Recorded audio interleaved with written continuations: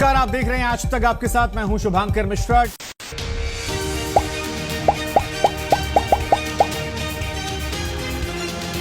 जी हां, वहीं पहुंच गए जहां से शुरुआत हुई थी। 6-7 साल पहले जब नौकरी की शुरुआत हुई थी तब भी नौकरी नहीं थी और अब एक बार फिर नौकरी नहीं है। बस इस बार चेहरे पर मायूसी नहीं है, चेहरे पर उम्मीदें हैं, मुस्कुराहट है। शायद आपका भरोसा था इसलिए हौसला हिम्मत भी है। अब आपके सवाल पर आते हैं कि आज तक का क्या होगा गुरु। मतलब हर एक पोस्ट में आप लोगों ने एकदम डाल डाल के लिख रखा है, कमेंट में, व्हाट्सएप पर, फोन कॉल्स पर, नंबर ढूंढ ढूंढ के लोगों ने कहां से कॉल की। मतलब इंडिया, पाकिस्तान से लेकर दुबई, नेपाल, बांग्लादेश तक से फोन आ गया हमारे पास कि सर सच में छोड़ दिए। मतलब छोड़े तो हुआ क्या था, बता तो दीजिए कम से कम, हम साथ हैं। कई लोग हौसला अफजाई कर रहे थे, सर कोई टेंशन मत लीजिएगा, हम लोग हैं ना।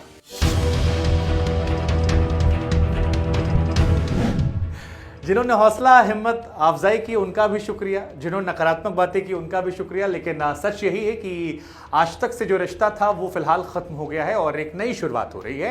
आपको एक नई चीज नजर आएगी, नया सेटअप नजर आएगा आने वाले समय में। 15 अगस्त वो तारीख है जिस दिन देश आजाद हुआ था और उसी दिन से हम भी एक नए आगाज की तरफ बढ़ेंगे। लेकिन गुरु बिल्कुल आसान नहीं था। मतलब बाकी छोड़िए, हमारे अपने पिताजी ने हमसे कह दिया कि यार एक काम करो यार, शादी ब्याह कर लो, उसके बाद नौकरी छोड़ना, क्योंकि आज तक छोड़ दोगे रिश्ता नहीं आएगा। बहुत रिश्ते आते और साल 2 साल से तुम मना कर रहे थे, अब लड़की वाले नहीं आएंगे। हमको समझ में नहीं आया कि इस बात को लेकर हम डरे या परेशान हो या ये सोचें कि यार आज तक देख के शादी हो रही थी। लेकिन ठीक है, अपने अपने डर, कई सारे किस्से कहानियां। मतलब इस बीच में हमने ऐसे ऐसे सवालों का सामना किया जो हमको अंदाजा भी नहीं। हमारे एक रिश्तेदार हैं, उन्होंने हमसे कहा कि सुनो, छोड़ तो दिया है बिना हमारी मर्जी के, लिखना मत सोशल मीडिया पे। हम डॉक्टर को दिखाने जाते हैं, वहाँ हमारा काम हो जाता है, डॉक्टर साहब खुद आते हैं, ले जाते हैं, पूरा ट्रीटमेंट कर देते हैं। तुम छोड़ दोगे तो आज तक का दबदबा जो काम नहीं आएगा। कई लोगों ने हमसे और कहा कि यार जहाँ जाते हो अधिकारी खड़ा हो जाता है, नेता फ़ोन करते हो आता है, बाइट लेने आते हो कहता है यार आज तक से आए। तो ये जितने इंटरव्यूज़, जितनी लाइमलाइट और जितनी सेल्फी खिंचवा रहे थे, बाबू आज तक की बात बचेगी नहीं, ये लाइमलाइट वहीं तक रहती है। ऐसे बहुत सारी बातें। कई सारे दोस्तों ने कहा यार नोएडा में करोगे क्या, मतलब गोंडा से आए थे, यहाँ घर में क्या करोगे, पैसे वैसे हैं। कुछ लोग ये भी आ गए कि यार कुछ चाहिए होगा तो बताना, कुछ लोग मज़े लेने भी आ गए। अब इसके बाद एक सवाल जो हमारे जहन में भी बार बार आया कि यार लोग सही पूछ रहे हैं यार कि यूपी के गोंडा से एक लड़का निकला, बिना किसी माई बाप के मीडिया में आया, पहुँचते पहुँचते आज तक पहुँच गया और अब इसमें इतनी हिम्मत हो गई कि ये खुद का सपना देख रहा है कि यार हम खुद अपना सेटअप खड़ा करेंगे, नौकरी देंगे और नौकरी करेंगे और आगे बढ़ेंगे। कहाँ से ये हो गया? हमने भी इसका जवाब तलाशने की कोशिश की। फिर हमको याद आया कि यार ये छोटे शहर के लड़के होते हैं ना, इनमें हिम्मत बहुत बड़ी होती है। और हम तो ऐसे भी इंजीनियर ठहरे, एक रात में पढ़ के पास हो जाया करते थे। तो वो जो पैनिक होता है ना यार, हम लोगों ने सीखा नहीं। और वैसे भी जब आए थे नोएडा तो कुछ लेकर नहीं आए थे। 10,000 रुपया पापा से लेते थे, एक कमरा लिया था, उसी में वॉशरूम था, उसी में छोटा सा किनारे किचन था, 3-4 हज़ार रुपये जाते थे रहने के। ऑफिस के बगल में रूम ले रखा था, पैदल जाते थे, पैदल आते थे, 4-5 हज़ार खाने में और उसमें भी 2-3 हज़ार बचा के हफ्ते में एक पिक्चर देख लिया करते थे। तो जब 10,000 में गुजारा हो गया तो फिर हमको लगा कि अब जिसकी ज़रूरतें कम होती हैं उसके लिए राहें आसान हैं। लेकिन इस कहानी में हौसला हिम्मत जो है वो इसलिए है क्योंकि ज़रूरतें कम हैं। शुरुआत जो है वो बड़े मध्यम वर्गीय परिवार से होती है और सपने फिर बहुत बड़े होते हैं। आपको लगता है स्काई इज द लिमिट। और फिर पिताजी के साथ मुझे वो अपनी कॉन्वर्सेशन ज़रूर हमेशा याद रहती है जहाँ पर उनसे मैंने कहा था कि बीटेक के बाद जानना है और पापा कह रहे थे कि यार 10 लाख रुपया लगाया है बीटेक में हमने, बर्बाद मत करो, अपने लड़कों पे कर लेना। हमने कहा भरोसा तो रखिए।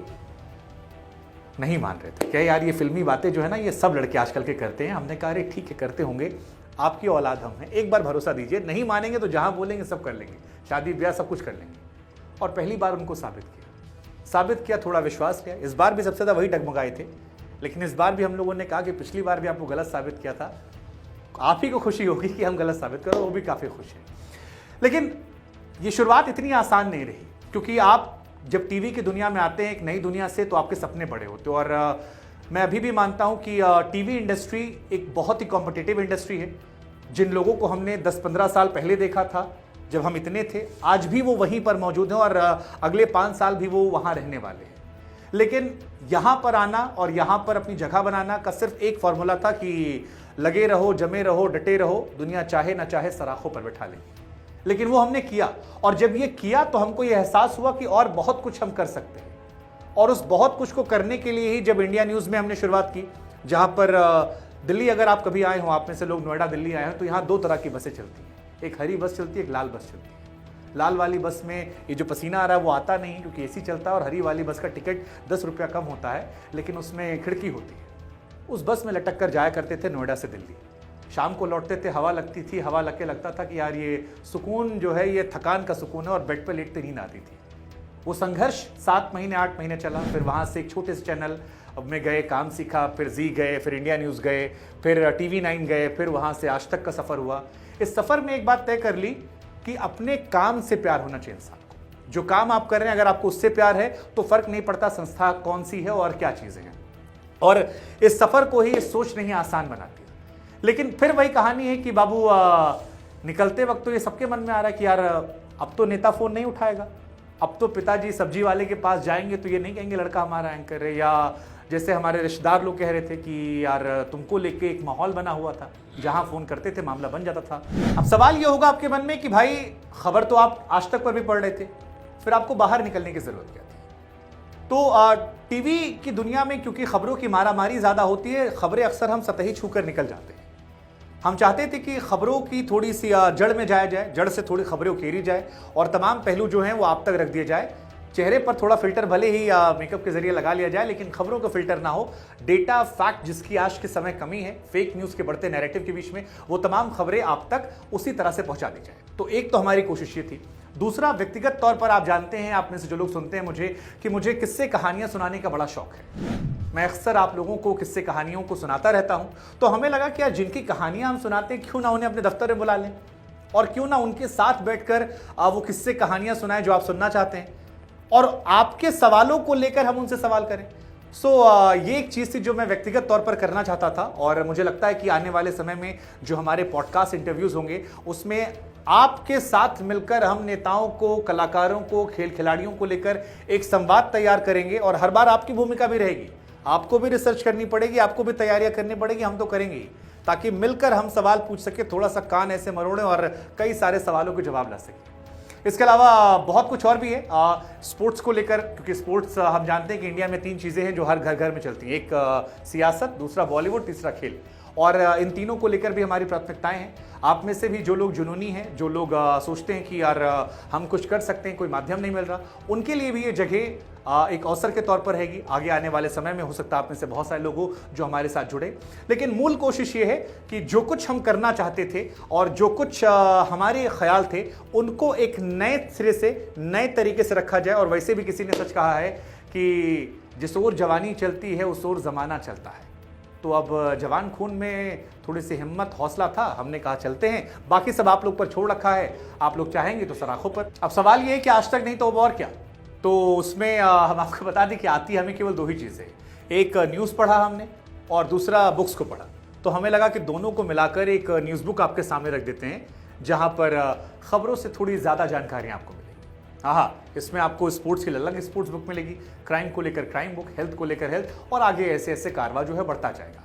लेकिन इसके अलावा कुछ चीज़ें हमने आपके लिए खास रखी। जैसे हमने खास रखा है, आजकल की दुनिया में खबरों को सतही तौर पर छूकर हम निकल जाते हैं, उसकी डेप्थ जानकारियां नहीं निकलती हैं। तो हमने एक टीम तैयार की है जो आपको डेप्थ एनालिसिस करेगी तमाम खबरों का, तमाम बिंदुओं का, जिससे आपकी जानकारियां जो हैं वो भी बढ़ेगी। क्योंकि हमें आपके समय की कीमत भी पता है कि अगर आप समय दे रहे हैं तो कुछ सीख कर भी जाइए। तो वैसी डेप्थ एनालिसिस वाली जानकारियां फेक न्यूज़ के दौर में आपको मिलेंगी, जिससे कोई आपको बताए कि ये नहीं ऐसा था, आप कहेंगे नहीं ऐसा नहीं, ये डेटा ये ऐसा था। किस्से कहानियां हमने आपको खूब सुनाए हैं, लेकिन किस्से कहानियां अब तक हम सुनाते थे।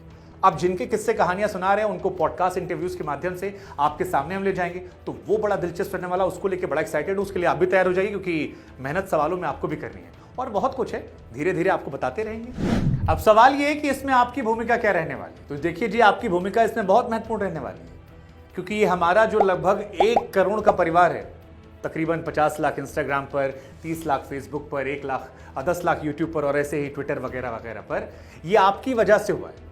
नहीं तो गोंडा से आए एक मध्यम वर्गीय परिवार के एक लड़के को, जिसके उसको क्लास में लोग नहीं पहचानते थे, आज देश के तमाम हिस्सों में, देश से बाहर भी लोग पहचान रहे हैं। तो इसमें भूमिका आपकी है। और इसके लिए मैं आपका शुक्रगुजार भी हूं, क्योंकि आप अपना समय निकालते हैं, हम आपके मैसेजेस का रिप्लाई नहीं कर पाते हैं, आपके पोस्ट पर चाह कर भी सबको जवाब नहीं दे पाते हैं, लेकिन इसके बावजूद निरंतर आप जुड़े रहते हैं। आप में से कई लोग कहते हैं सुबह उठते हैं पहला वीडियो आपका देखते हैं। सो ये जो प्यार, ये जो आभार, ये जो भरोसा है, इसके लिए हम तहे दिल से आपके शुक्रगुजार हैं, आपका शुक्रिया अदा करते हैं और आपसे एक गुजारिश करते हैं। गुजारिश ये है कि अभी नई शुरुआत है और नए शुरुआत में जो पिंडदान होता है वो सबको करना होता है, तो हम चाहते हैं कि शुरुआत में आप हमारी मदद करें। आपकी मदद हमारे हौसले को बढ़ाएगी और ये हौसला बरकरार रखना ज़रूरी है। नहीं भी करते हैं जो लोग, कोई बात नहीं, प्रार्थना कीजिएगा अपने अपने ईश्वर, खुदा, अल्लाह, वाहे गुरु, जिससे भी आप करते हैं कि हम ईमानदार बने रहें। ये ईमानदारी बनी रहेगी और ये सौम्यता, ये आप लोगों के टुवर्ड हमारा झुकाव, ये लगाव बना रहेगा, तो हम मानते हैं कि सब अच्छा होगा। आशीर्वाद बनाए रखिएगा।